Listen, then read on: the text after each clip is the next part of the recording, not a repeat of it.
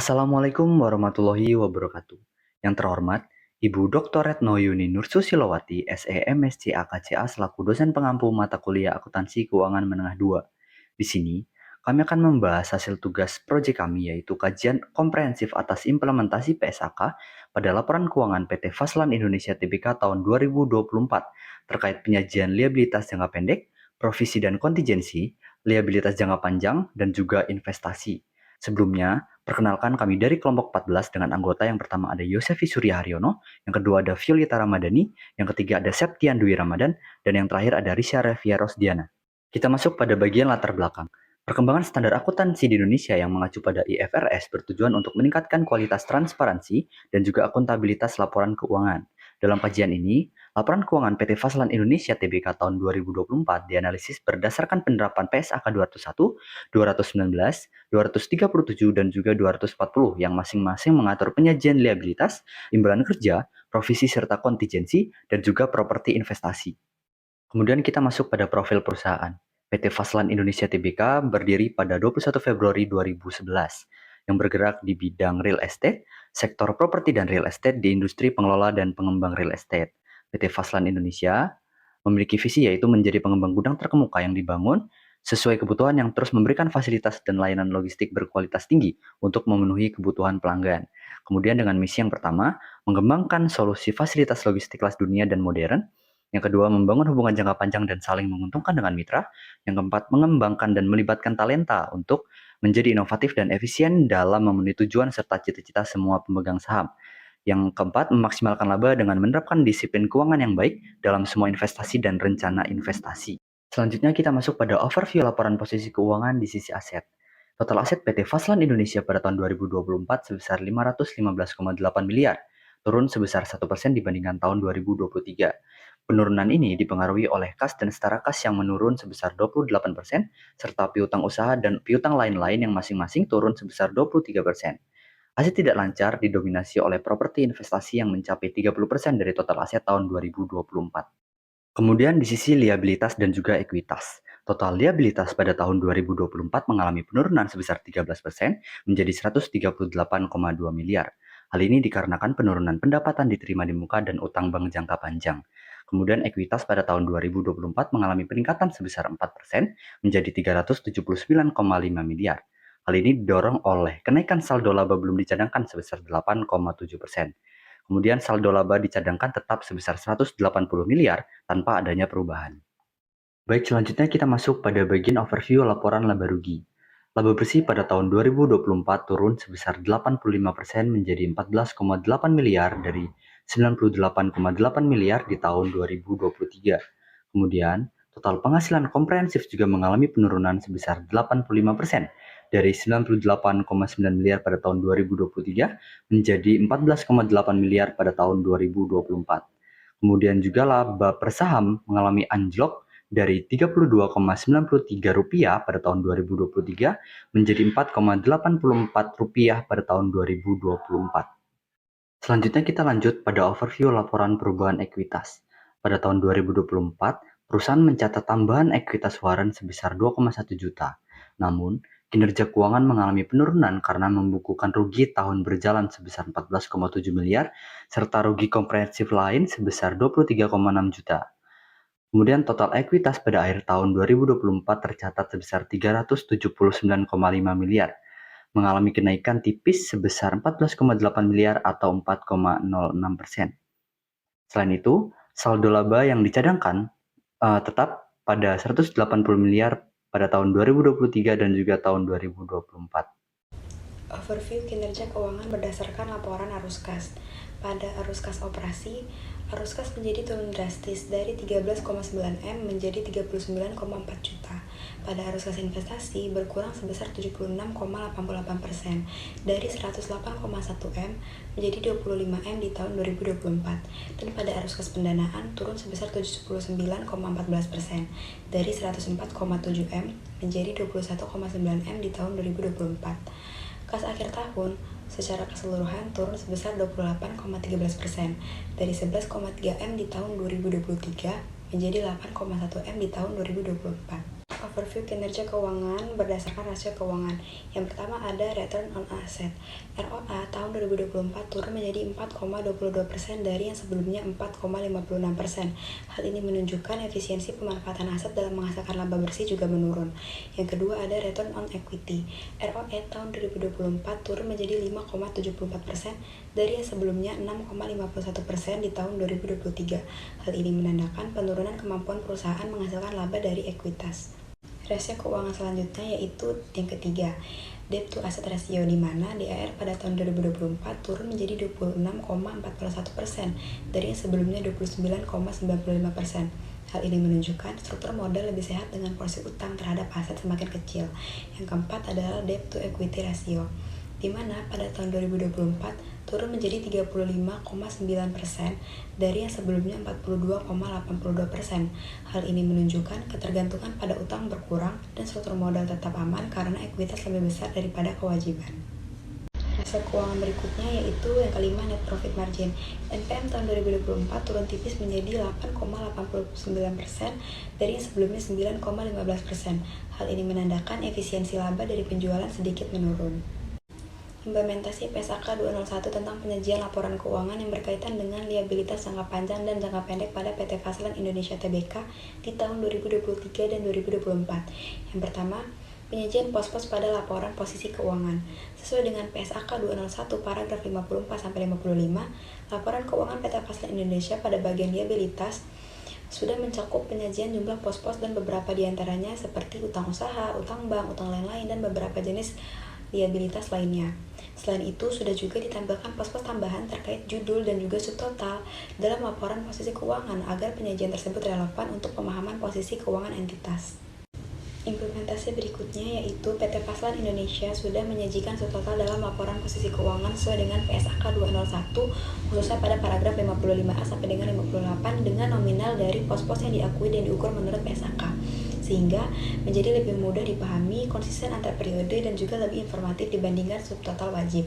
Pajak tangguhan juga sudah tidak diklasifikasikan sebagai liabilitas jangka pendek, dengan adanya tambahan informasi seperti ukuran, sifat, fungsi, deskripsi, serta urutan pos-pos yang sesuai dengan karakteristik entitas dan juga transaksi. Berikutnya yang kedua yaitu pengklasifikasian liabilitas. Pada PSAK 201, paragraf 60-62 menjelaskan pentingnya klasifikasi aset dan liabilitas dalam laporan posisi keuangan ke dalam kelompok lancar dan juga tidak lancar. PT Faslan Indonesia telah mengklasifikasikan sebagai komponen liabilitas berdasarkan likuiditas. Dapat dilihat pada laporan posisi keuangan PT Faslan yang terdapat di halaman kedua pada bagian CALK. Baik, di sini saya akan melanjutkan penjelasan dari materi sebelumnya mengenai implementasi PSAK 201, yaitu liabilitas jangka panjang dan jangka pendek. 2. Pengklasifikasian liabilitas. Yang pertama, berdasarkan PSAK 201, paragraf 73-78, restrukturisasi atau perpanjangan pinjaman hanya diungkapkan sebagai informasi tambahan tanpa mengubah klasifikasi liabilitas sesuai dengan PSAK. Yang kedua, liabilitas diklasifikasikan mengikuti hak entitas pada akhir periode, termasuk liabilitas jangka panjang yang dapat ditunda pelunasannya dengan pengungkapan risiko yang jelas, yaitu pos-pos di subklasifikasi agar lebih informatif. Yang ketiga, PT Faslen Indonesia Tbk mematuhi ketentuan PSAK 201, paragraf 73-78, terlihat dari laporan posisi keuangan dan CALK yang menyajikan klasifikasi, subklasifikasi, serta pengungkapan risiko secara lengkap dan konsisten. Implementasi PSAK 237 mengenai liabilitas jangka pendek, provisi, dan kontingensi. Yang pertama yaitu provisi imbalan kerja. Pada laporan keuangan tahun 2024, PT Faslen Indonesia Tbk mengakui liabilitas imbalan kerja sebagai provisi sesuai dengan PSAK 237 karena kewajiban kini dapat diestimasi secara andal dan berpotensi menimbulkan arus keluar di masa depan.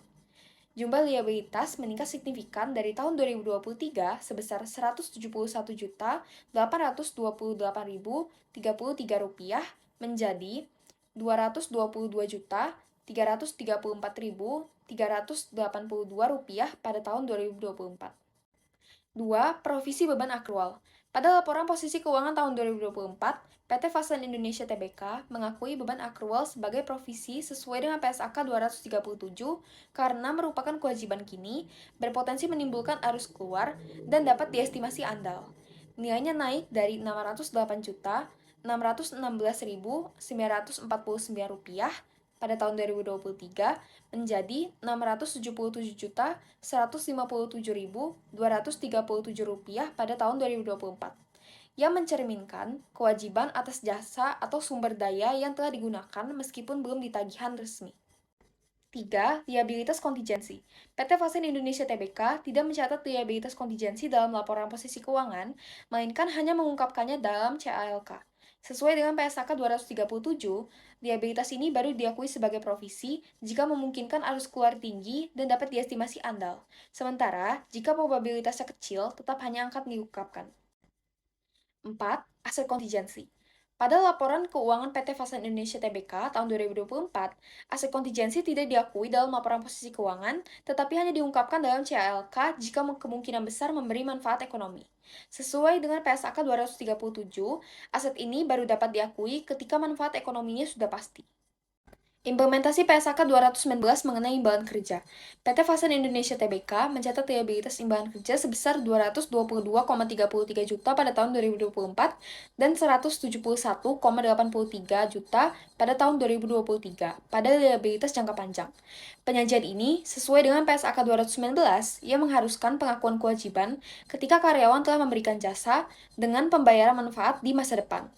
Nilai liabilitas dihitung menggunakan metode aktuaria dan nilai kini, yang menunjukkan penerapan prinsip PSAK 219 dalam pengakuan kewajiban jangka panjang atas hak karyawan. Lalu selanjutnya terkait implementasi PSAK 219 tentang imbalan kerja, PT Faslan Indonesia Terbuka mencatat pengukuran kembali imbalan kerja sebesar Rp23.669.817 pada tahun 2024 dan Rp116.031.770.000 pada tahun 2023 pada penghasilan komprehensif lain. Sesuai PSAK 219 paragraf 51-55, keuntungan atau kerugian aktuaria tidak diakui dalam laba rugi, tetapi langsung dicatat ke ekuitas, memberikan transparansi kepatuhan kewajiban imbalan kerja tanpa mempengaruhi laba tahun berjalan. Dalam catatan nomor 17 laporan keuangan tahun 2024, PT Faslan Indonesia Terbuka mengungkapkan liabilitas imbalan kerja secara rinci, termasuk risiko utama seperti perubahan tingkat diskonto dan kenaikan gaji, serta sensitivitas kewajiban terhadap asumsi aktuaria. Lalu sesuai PSAK 219 paragraf 76-85, entitas wajib mengungkapkan asumsi aktuaria, metode penilaian, dan juga analisis jatuh tempo kewajiban. Lalu PT Faslan menggunakan Projected Unit Credit Method dan menyajikan proyeksi kewajiban per periode jatuh tempo, memberikan transparansi atas perhitungan dan risiko imbalan kerja jangka panjang. Lalu selanjutnya, implementasi PSAK 240 terkait properti akuntansi. Pada laporan posisi keuangan 2024, PT Faslan Terbuka menyajikan properti investasi sebesar Rp485.231.698.805 sebagai aset tidak lancar, relatif stabil dibandingkan dengan tahun 2023, yaitu sebesar Rp485.401.900.000. Sesuai dengan ketentuan PSAK 240 yang mengatur bahwa properti investasi harus diklasifikasikan sebagai aset tidak lancar karena sifat penggunaannya bukan untuk dijual kembali, namun dalam kegiatan operasional. Namun selain itu juga untuk menghasilkan pendapatan sewa atau kenaikan nilai jangka panjang. Lalu selanjutnya pada laporan laba rugi PT Faslan Terbuka mencatat perubahan nilai wajar properti investasi sesuai PSAK 240 dengan kenaikan Rp87.104.103.752 pada tahun 2023 dan tidak ada perubahan pada tahun 2024. PSAK 240 menyatakan bahwa setiap perubahan nilai wajar properti investasi harus segera diakui dalam laporan laba rugi periode berjalan untuk mencerminkan kinerja keuangan yang sebenarnya. PT Faslan Terbuka telah menerapkan PSAK 240 secara konsisten baik pada pengakuan, pengukuran maupun pengungkapan dengan standar akuntansi yang berlaku. Lalu, dalam CALK, PT Faslan Terbuka menjelaskan bahwa properti investasi diukur berdasarkan penilaian independen dengan kualifikasi memadai dan didukung oleh bukti pasar. PSAK 240 menjelaskan pentingnya transparansi dalam pengukuran dan pengungkapan sehingga pihak eksternal dapat menilai keandalan laporan keuangan. Lalu PT Faslan Terbuka telah memenuhi kewajiban pengungkapan sebagaimana diatur dalam standar, termasuk aspek pengukuran, penghentian, dan potensi risiko perubahan nilai wajar. Untuk kesimpulannya, PT Faslan Indonesia Terbuka telah menerapkan PSAK 201, 219, 237, dan 240 dengan baik dalam laporan keuangannya. PSAK 201 terlihat dari klasifikasi liabilitas yang jelas, PSAK 219 dari pengakuan imbalan kerja berbasis aktuaria, PSAK 237 dari pengungkapan provisi dan kontingensi secara andal, serta PSAK 240 dari pengakuan properti investasi berdasarkan nilai wajar. Secara keseluruhan, penerapan standar ini menunjukkan komitmen perusahaan terhadap transparansi, akuntabilitas, dan kepatuhan akuntansi, meskipun kinerja laba bersih mengalami penurunan pada tahun 2024. Sekian yang dapat kami sampaikan. Kami mohon maaf jika ada salah-salah kata atau salah dalam penyampaian kami. Dan jika ada pertanyaan dari teman-teman bisa diajukan ke dalam kolom komentar. Kami akhiri. Wassalamualaikum warahmatullahi wabarakatuh.